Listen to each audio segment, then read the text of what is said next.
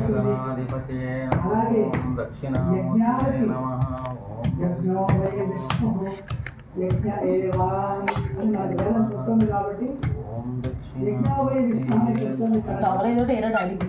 విష్ణువు యజ్ఞానికి ఎంత మూలమో మంత్రములకి బృహస్పతి స్వరయుక్తమైనటువంటి మంత్రాలకి ఆయన మూలం.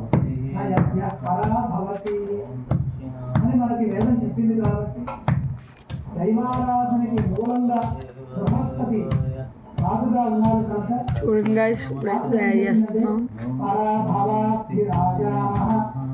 ప్రాప్నువంతి పరాభవం అవంతి క్షుద్ర ధాన్యాన్ని ప్రభూతాన్ని సుగుస్తాయి. అవి పంటలు ఇవన్నీ బాగుంటాయి, కానీ పరిపాలన విషయంలో రాజులకి ప్రాప్నువంతి పొందుతారు. ఏం పొందుతారు? పరాభవం.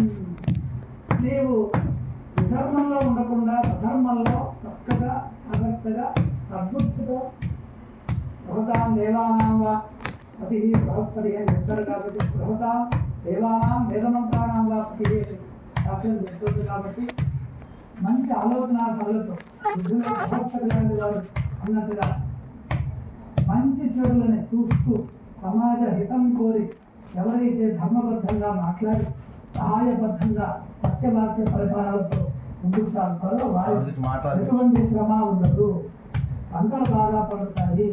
కానీ రాజుల మధ్య మాత్రం వాళ్ళకి కొద్దిగా ఇబ్బందికరంగా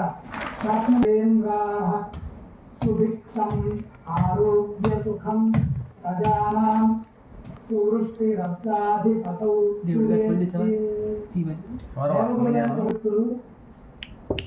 సుభిక్షము. సుభిక్షం అంటే కార్యక్రమంలో ఇబ్బంది అనారోగ్యాలు.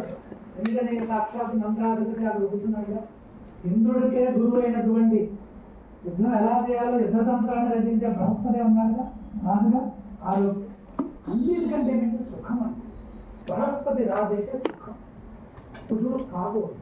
సైన్యాధ్యక్షుడు ఎప్పుడైతే మంత్రిగా వస్తాడో యుద్ధాలు తగిలిస్తాడు. బంధాలు చేసుకోరా జాతం రాను యుద్ధ వేరే మోగుతుంది. కాబట్టి వనాది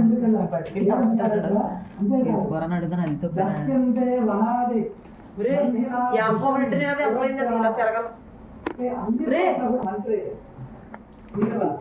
ఏం దొరుకుతుంది వల్ల ఎన్నో మంత్రి అయితే మంచి శుభగ్రహం ఎప్పుడైనా మంచి అధిక వర్షాలు భయం వల్ల అది బుధుడు యొక్క తర్వాత చంద్రుడికి రెండవ ఆధిపత్యం వస్తుంది. చంద్రస్య అర్ధాధిపతిత్వ ఫలం సువృష్టి సర్వసస్యానాం అభివృద్ధిశ్చ జాయతే. చాలా మంచి మాట చెప్తారు. సువృష్టి సర్వసస్యానాం మంచి వానలు అంటే పాడి పంటలు బాగుంటాయి. చంద్రుడు మేఘాధిపతి అయితే మంచి వానలు అనేక రకాలుగా ధాన్యములు ఫలిస్తాయి. సూర్యస్య రసాధిపతిత్వ ఫలం రసాధిపతి అయితే గుడ క్షార ఇట్లా ఈ విధంగా అనేక రసధాన్యాలు రసజాగయ అన్నారు. అవన్నీ కూడా సర్వే రవు ఇది రసాధిపతి తెలుగు నూనె మొదలు రస జాతులు ఏవైతే ఉన్నాయో ద్రవములు ఆయిల్ అవన్నీ కూడా ధారలు తగ్గుతాయి. బాగుంది. శుక్రస్య నీరస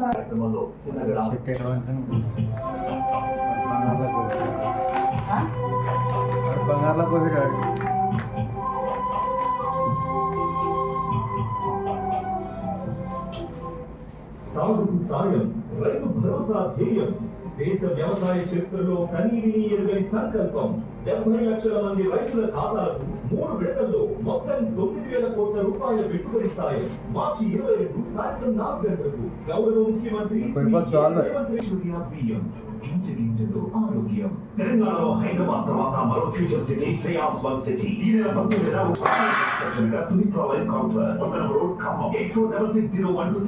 యాప్ ఫ్రెండ్స్ చూడండి. యాప్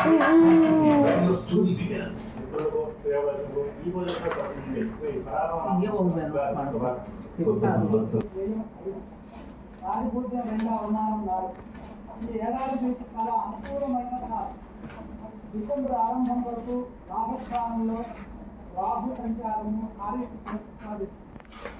అన్ని వైపుల నుంచి ధనం ప్రవహిస్తుంది.